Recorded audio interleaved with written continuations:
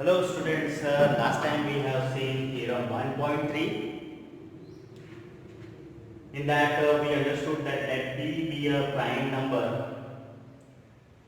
If P divides A square, then P divides A also. With some examples we understood.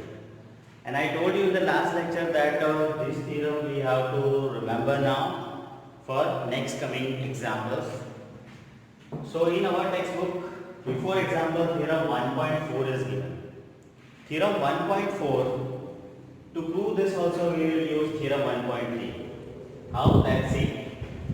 So as you can see, theorem 1.4 is, we have to prove here that root 2 is irrational. In irrational number definition, we write the definition, and examples we wrote that root 2 is irrational number, root 3 is irrational number, and so on we have written. Root P is irrational where P is prime, that way we have given the notation also. So we were taking that examples directly. Here we will prove this. Root 2 is irrational, we want to prove this. So as we know, to prove the theorem, to prove anything, we have so many methods, method of argument, method of contradiction. Here we will use the proof by contradiction. Contradiction means, remember that whatever we want to prove, we start with its opposite. Similarly, here we have started. Let's assume to the contrary, means opposite, that root 2 is rational. We want to prove that root 2 is irrational, but we start with root 2 is rational. If root 2 is rational, by the definition in last lecture we have seen, it can be written in the form of P upon Q.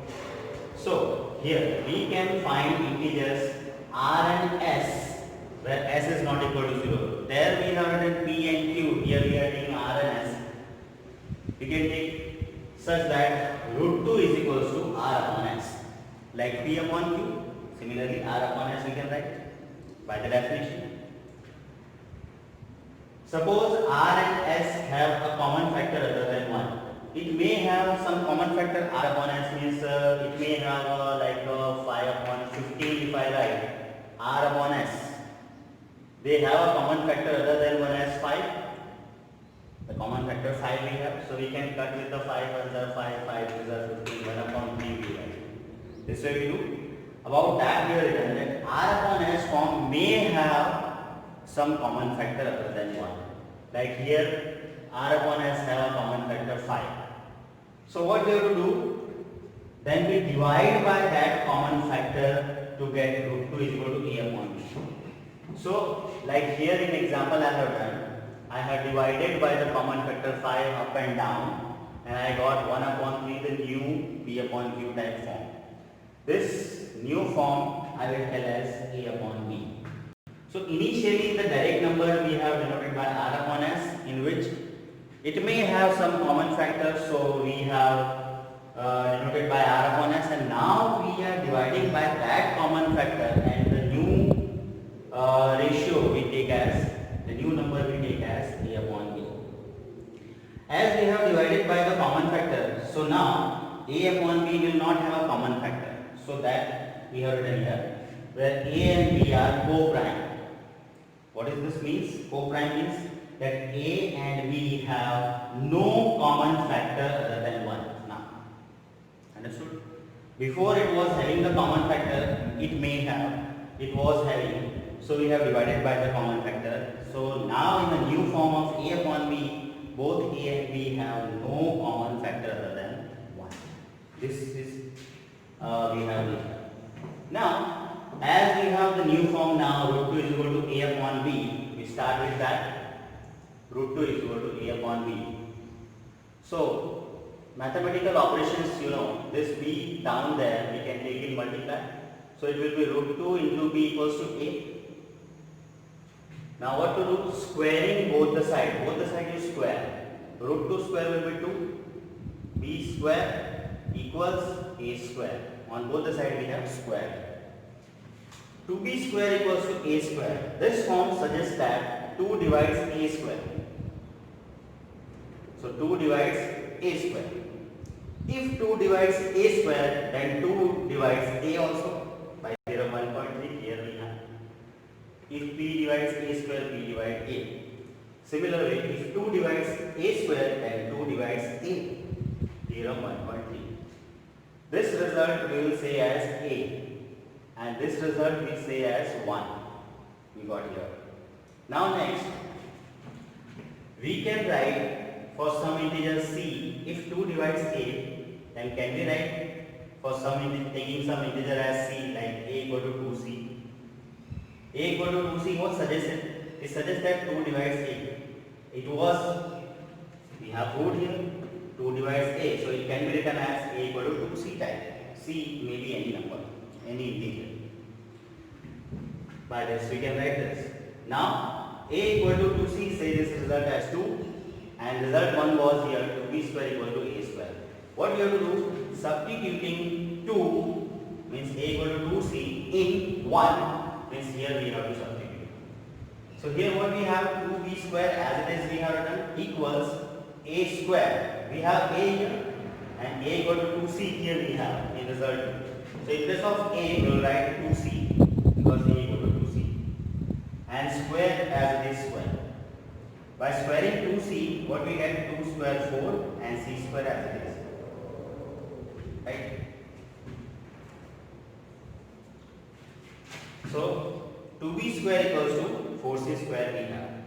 Now 2b square equal to 4c square, 2 and 4 will be cancelled with the 2. Here 2 ones are 2, so b square only left, equals to 2 2s are. You can cut this, 1s are 2, 2s are. So it will be 2c square. So here we have b square, here we have 2c square. By cutting by 2 on both the sides or dividing by 2 on both the sides. B square equal to 2c square. Again this, what suggested? That 2 divides b square. 2 divides b square. If 2 divides b square, then 2 divides b also. By the theorem 1.3 again. Theorem 1.3. Say this as the result b. Right?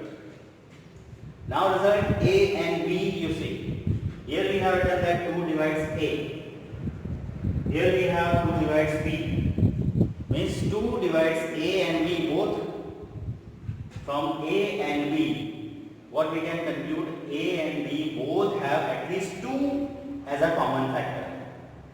A is also having the common factor 2. B is also having the common factor 2.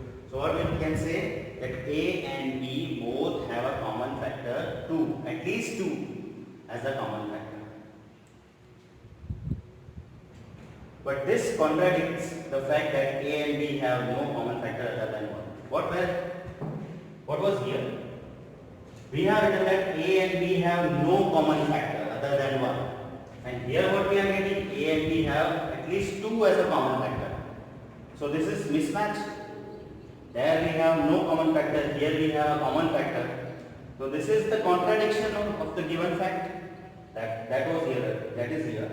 But this contradicts the fact that a and b have no common factor other than 1. Why this contradiction is there? This contradiction has arisen because of our incorrect assumption that root 2 is rational. Why this contradiction is coming? Because our assumption is wrong. What we have assumed, root 2 is rational. Root 2 is rational, that was assumed, and it is incorrectly taken. So what is our conclusion? So we can conclude that root 2 is irrational. Understood the concept here? We have started with the root 2 as rational number and we are going through it. And whatever the fact we are getting here, its opposite we are getting at the end. That here we have seen that a and b have no common factor other than 1. Here we are getting it has a common factor 2 or more it may have. So this contradiction in this proof, why it is coming? Because our assumption is wrong. Our assumption is incorrect. What was our assumption? Was root 2 is rational. If our assumption is incorrect, that root 2 is irrational, so what is the correct thing should be? That root 2 is irrational. This way, this type of irrational we have to prove. So, as we have seen and understood the theorem theorem 1.4 in this lecture. After this you have example 9. Example 9. In that you have to prove that root 3 is irrational. Root 3 is irrational, that we have to do. What we have to do here? It's so simple. These are all the steps. What we have to do, in place of root 2, everywhere you make it root 3.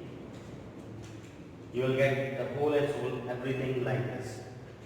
As I show you here. What we have to do now? Example 9. Root 3 is irrational. So, I will change this way. Example 9. Root 3 is irrational.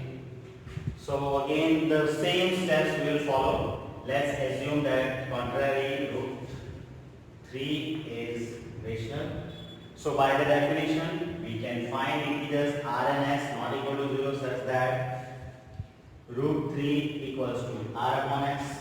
Suppose r and s have a common factor other than 1, then we divide by that common factor to get root 3 equals to a upon b now. So where a and b co-prime, what is this means? A and b have no common factor other than 1. Now here, as we have taken root 3 equals to a upon b, similar steps, b will be multiplied root 3b equals to a. When square on both the sides, root 3 will give 3, b square equal to a square. This means 3 divides a square. This means 3 divides a by the theorem 1.3. Similar way we will go. We can write for some integer c like a equals to 3c now because 3 divides a. 3 divides a. So this can be written as a equal to 3c for c being some integer. Now substituting the result 2 in result 1, what we will have here? We will have here like 3b square equals to a square. In place of a I can write 3c square. It will give us 9c square. Right? So by 3 ones are 3 3s are it will cut. So what we will have? We will have b square equal to 3c square. B square equal to 3c square. What this indicates? This indicates that 3 divides b square. If 3 divides b square, 3 divides b also. By theorem once again 1.3 we have to use. 3 divides b also. So theorem 1.3 we have used here. Say this as b, result b, and this as result a. A and b, from a and b, what we can conclude that 3 divides a, 3 divides b. So what we can say from a and b, both have at least 3 as a common factor. Here we have 3 as a common factor. A also have common factor 3. B also have 3. So A and B both have at least 3 as a common factor. But this is the contradiction in the fact that A and B have no common factor other than 1. For this also we have written A and B have no common factor other than 1. And here we got A and B have common factor 3. So this is the contradiction. This contradiction has arisen because of incorrect assumption. What was incorrect assumption? That root 3 is rational number. So what we can conclude? We can conclude that root 3 is irrational. Understood? So this type of proof we can prove very easily following the same type of steps. You may have the question as root 5 is a rational number in exercise you have. In exercise you will get the question on 1.3. Yes. In the question you have that root 5 is irrational number. So we do follow the same steps here. What will be there? In place of all 3's you have to put 5, 5, 5. 5 divides a, 5 divides b, like that it will come, and 5 will be the common factor. Same steps we have to follow and you will get. One more thing, this type of question in exam can be asked of 2 marks or maybe of 3 marks also. It is having the weightage, and most of the students are not following this type of question. They feel bored in this type of question. It is very easy. You just carry out the theorem 1.41 once you write down it very carefully, and root 3, root 5, and so many examples like this if you do, you will find it is very easy and very comfortably you can do this